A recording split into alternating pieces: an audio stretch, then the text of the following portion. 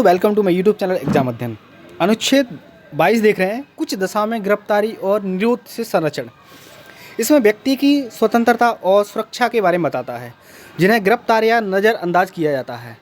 देखो, सामान्य गिरफ्तारी के संबंध में अधिकार होते हैं जिसे दंडात्मक निरोध कहते हैं, जिनका वर्णन इसके दो खंडों में होता है। एक्चुअली में 22(1)(2 और दूसरा जो प्रावधान होता है निवारक निरोध से संबंधित या नज़रबंदी से संबंधित खंड 3 से 7 तक रहता है इसमें।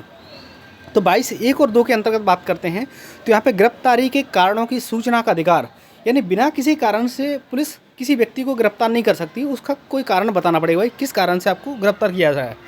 दूसरा होता है कानूनी व्यवसाय से परामर्श और बचाव का अधिकार, यानी किसी व्यक्ति को गिरफ्तार कर लिया था तो अपनी पसंद का कोई वकील वगैरह हायर कर सकता है, ठीक है, और ज़बरदस्ती नहीं कर सकता है, डरा धमका नहीं सकता है कोई, ठीक है। अगला होता है 24 घंटे की, यदि किसी व्यक्ति को गिरफ्तार कर लिया तो उसको 24 घंटे के भीतर जो पास में मजिस्ट्रेट होता है उसके समक्ष पेश किया जाना जरूरी होता है, और 24 घंटे के बाद रिहा करने का भी अधिकार होता है जब तक कि मजिस्ट्रेट आगे की हिरासत के लिए अधिकृत नहीं करता है।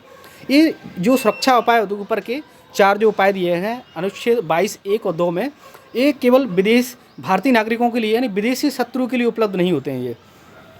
अगला होता है खंड 3 से 7 तक पढ़ते हैं, इसमें निवारक निरोध के बारे में बात की जाती है। यहाँ पे इसमें अपराध जिसने किया भी नहीं है, यानी भविष्य में संभावना हो सकती है, ठीक है, उसके आधार पर भी गिरफ्तार किया जा सकता है। जैसे कि आतंकवादी हो गए, कोई आदतन अपराधी है, अखंडता को तोड़ रहा है, भड़काऊ भाषण दे रहा है, तो उस व्यक्ति को गिरफ्तार किया जा सकता है।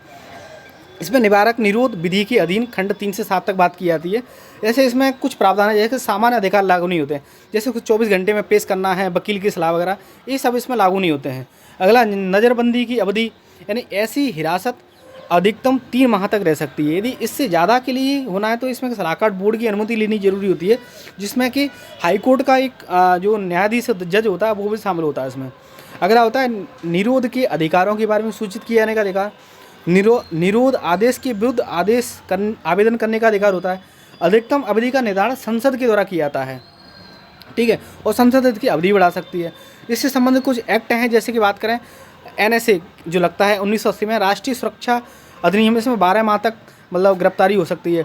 अगला होता है निवारक निरोध अधिनियम मिस, ठीक है, 12 माह तक होता है इसमें भी। अगला होता है आंतरिक सुरक्षा संधारण अधिनियम, यानी maintenance of internal security act होता है, ठीक है, मिसा कहते हैं इसको। जुडिशल रिव्यू पर रोक रहती है इसमें। अगला होता है UAPA, यानी गैर कानूनी गतिविधि निवारण अधिनियम 2004 में, मूलतः 1967 में मूल रूप था इसका, लेकिन 2004 में इसको मॉडिफाइड किया गया था, ठीक है, संशोधन किया गया था। और वर्तमान में सबसे शक्तिशाली है कौन सा? Unlawful activity and prevention activity act. Thank you.